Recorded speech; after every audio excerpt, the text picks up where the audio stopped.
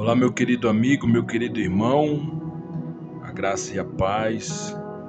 Seja bem-vindo a esse devocional diário, seja bem-vindo a esse momento de que nós vamos tirar para compartilhar um pouco da palavra. Antes de mais nada, eu queria te convidar a você se inscrever no canal se você não é inscrito. Curte, comenta, compartilha com os seus irmãos, compartilha com os seus grupos da igreja, compartilha com seus amigos, seguidores do Facebook, Instagram e etc. Amém? Eu queria convidar você a fazer isso e ajudar-nos na propagação do Evangelho, no avanço da mensagem de Cristo Jesus. Amém? Vamos lá. Hoje eu tenho a missão de compartilhar com você, nesse pequeno devocional, uma guerra antagônica, uma guerra muito comum no meio cristão, que é a guerra da carne versus o espírito.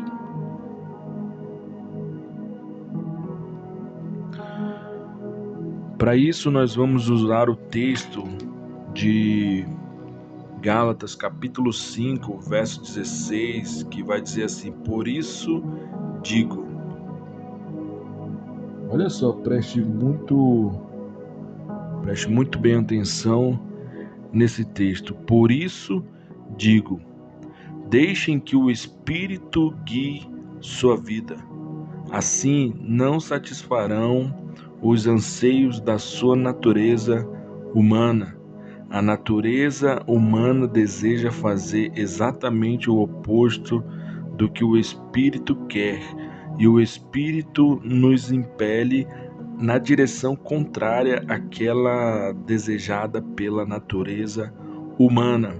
Essas duas forças se confrontam o tempo todo, de modo que vocês não têm liberdade de pôr em prática aquilo que intentam fazer. Uma outra versão, uma versão que tocou a minha vida na minha adolescência, dizia assim: andai em espírito e não cumprireis a concupiscência da carne, porque a carne é contra o espírito e o espírito é contra a carne. Esse texto que nós acabamos de ler nessa versão NVT, ela já deixa muito claro que a carne se trata de uma natureza humana, né? Se trata da natureza adâmica, da herança que nós temos do Adão, que foi o primeiro homem, o primeiro ser humano que Deus o criou. E sabemos bem que Deus criou o homem perfeito, mas esse homem, podemos acompanhar no início do Gênesis, do capítulo mais ou menos 3, nós vamos acompanhar a queda do homem.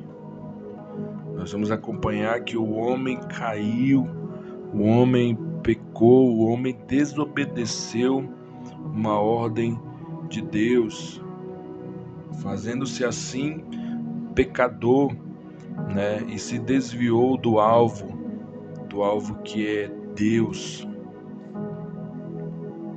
Então, a partir daí, foi gerado uma natureza adâmica, né? Uma natureza pecadora, uma natureza depravada. E essa natureza, ela nos atinge, ela chega até nós como seres humanos. Nós não temos escolha, né? Juntamente com essa natureza vem acompanhado as consequências do pecado. Então, ao nascermos, nós já nascemos em condenação. Nós já nascemos destinados à morte eterna. Por isso que eu sempre digo que Jesus ele não é uma opção. Jesus é a única saída que temos. Por isso que Paulo vai dizer que não há condenação para aqueles que estão em Cristo Jesus. João capítulo 3 vai haver um diálogo entre Nicodemos e Jesus, onde nasce aquele tão conhecido versículo, que é o versículo de João 3,16, né, que todos bem conhecem. Porém, não quero falar deste, quero falar um pouco antes, no início do capítulo, quando Jesus mesmo fala que o que é carne, mas o que é espírito. Por quê? Porque quando nós vivemos por conta própria, nós vivemos através da nossa natureza adâmica, nós viveremos direcionados à morte eterna. Paulo vai falar que o salário do pecado é a morte. Então o que acontece? Nós estamos nessa caminhada destinada à morte. Até então, nós como gentios não havíamos nenhuma aliança, não havia nenhuma possibilidade de salvação. Porém, João capítulo 3, verso 16 vai dizer que Deus ele enviou o seu único Filho, para que todo aquele que nele crê não pereça, mas tenha a vida eterna. Então Jesus ele veio e para fazer uma bela analogia, Paulo no capítulo 5 mais ou menos de Romanos, ele vai dizer que por meio de um só homem o pecado entrou no mundo, mas também por meio de um só homem a graça também entrou no mundo. Então o que acontece? Por intermédio de Adão, o pecado entrou no mundo. Porém, por intermédio de Jesus, a graça entrou no mundo. Por intermédio de Adão, a condenação está sobre nós.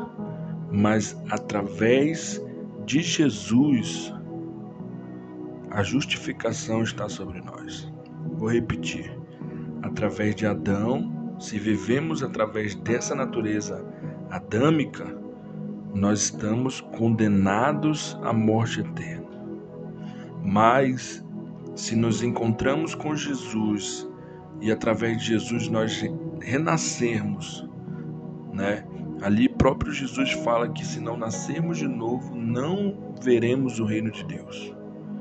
Nicodemos, um homem tão inteligente, ele olha para Jesus e fala: como posso eu retornar ao útero de minha mãe? E ali Jesus vai deixar muito claro que trata-se de uma nova forma de agir, de um nascimento que ali agora nasce o Espírito, né? Nasce agora uma nova força dentro de nós que nos ajuda a vencermos os nossos desejos, que nos auxilia nessa caminhada cristã, que nos molda a cada dia, que nos faz vencermos o pecado. Eu sempre conto uma história, uma ilustração que eu quero compartilhar com você nesse momento. Pare para pensar. Existe o bem e o mal dentro de você nesse exato momento. E eu vou te fazer uma pergunta. Existe um lobo do bem e um lobo do mal dentro de você nesse exato momento. E a pergunta é: qual aquele que vence? Pare para pensar agora. Quem é aquele que vence? E eu te respondo: aquele que vence é aquele que você alimentar. aquele que você alimentar é aquele que vence. Por isso que Paulo ele vai falar que andem em espírito e não cumprireis a vontade da carne. Não cumprireis essa vontade, porque cumprindo essa vontade, nós estamos alimentando esta carne, e esta carne é aquela que está governando as nossas vidas. Mas quando nós deixamos a nossa carne morrer de fome, nós estamos deixando o Espírito reinar sobre as nossas vidas. Então, depois você pode continuar essa leitura e você vai ver os frutos da carne e os frutos do Espírito. Qual é essa diferença?